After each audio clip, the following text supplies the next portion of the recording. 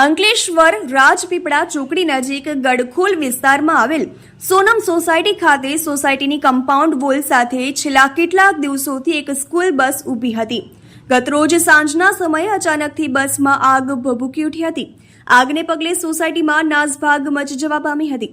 આગે વિકરાળ સ્વરૂપ ધારણ કરતા સોસાયટીના રહીશો દ્વારા અંકલેશ્વર ડીપીએમસીને જાણ કરવામાં આવતા ડીપીએમસીના ફાયર ફાઇટર ઘટના સ્થળે પહોંચ્યા હતા અને ભારે જહેમત બાદ આગ પર કાબુ મેળવવામાં આવ્યો હતો. હાલ પૂરતું તો શોર્ટ સર્કિટના કારણે આગ લાગી હોવાનું અનુમાન લગાવવામાં આવી રહ્યું છે અને નોંધવું ઘટે કે ખરાબ રોડ રસ્તાઓના કારણે એક સમયે ફાયર બ્રિગેડના લાઈ બંબાજ ટ્રાફિકમાં ફસાયા હતા.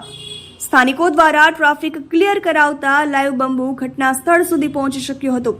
તો બીજી તરફ રસ્તાનું કામ ચાલુ હોય સોસાયટીના ગેટ ઉપર જ લાઈવ બંબો ફસાઈ જવાના દ્રશ્યો પણ સર્જાયા હતા, જેને લઈને ડીપીએમસીના લાશ્કરોને ભારે જહેમત ઉઠાવવી પડી હતી.